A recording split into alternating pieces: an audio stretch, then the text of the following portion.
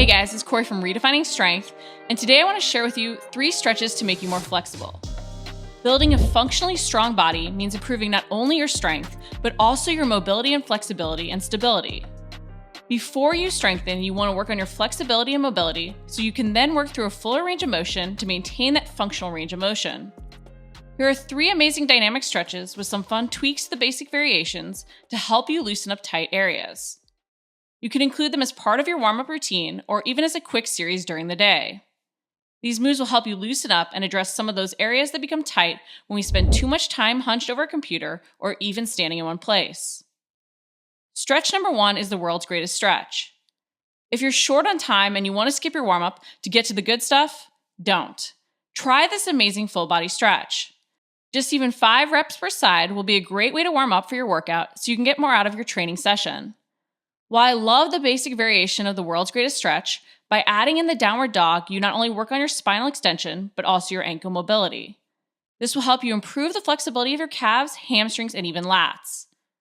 When you then step one foot outside your hand on the same side, you'll stretch out your hips while also working on your core and shoulder stability. By engaging the glute of that back leg while in the runner's lunge, you'll not only activate your glute, but you'll also further help improve your hip mobility while stretching out tight hip flexors. Through a process called reciprocal inhibition, we can relax overactive and shortened muscles on one side of a joint, our hip flexors, by activating and engaging the underactive muscle on the other side of our joint, our glutes. Then drop your elbow down towards the instep of your foot before rotating that hand up towards the ceiling. You'll also stretch out your pecs while working on your thoracic rotation. By engaging your upper back as you rotate open, you can really support your shoulders and focus more on that spinal rotation. Place your hands back down on the ground before dropping your back knee down to the ground. With your knee on the ground, lift your hands up off the ground to come to half kneeling. Squeeze your glute on the leg with the knee down to drive your hip into extension as you reach the arm on the same side up overhead. Don't arch to reach back further. Then lower your hand down to the ground on either side of your front leg as you sit your butt back towards your heel of your back leg. You'll then straighten that front leg and hinge forward at the hips to stretch the hamstring and even your calf. Make sure that as you hinge forward, you're focused on sitting your butt back to actually stretch your hamstring. You don't want to just round forward.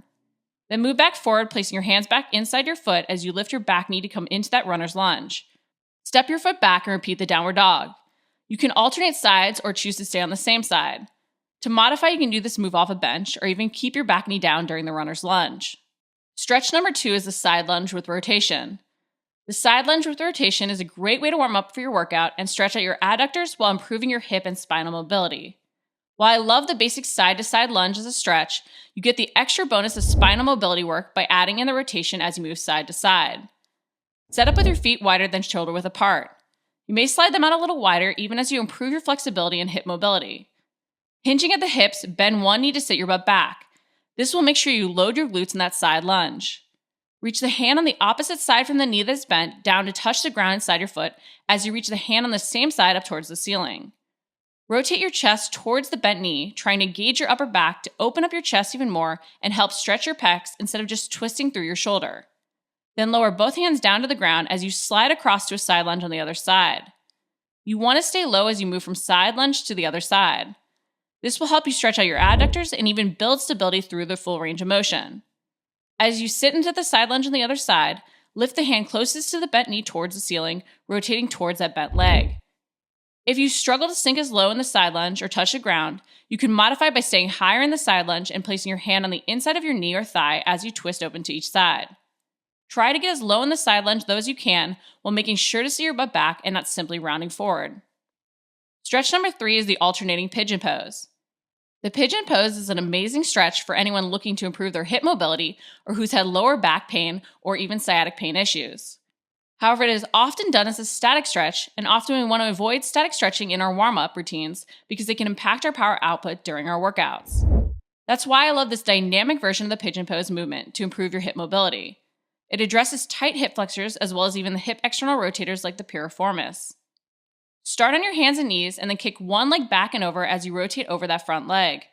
Reach out on the ground in front of you as you sit back into that front glute. If you find you have knee pain, make sure to flex your foot to protect your knee. Focus on getting your hips square to the ground as you reach that straight leg back behind you. Feel the front of the hip of the back leg and the side of your hip or butt on that front leg. Pause, then bring that back leg forward to move back to your hands and knees before kicking the other leg behind. You want to pause on each side and really focus on keeping your hips both facing the ground as you sit back into that front glute. You can, of course, always swap in the seated pigeon pose too if you struggle with this move or getting down on the ground. Using these 3 stretches, you can improve not only your flexibility, but even your mobility as well as your stability. And even when you're short on time, they can serve as a great quick warm-up routine.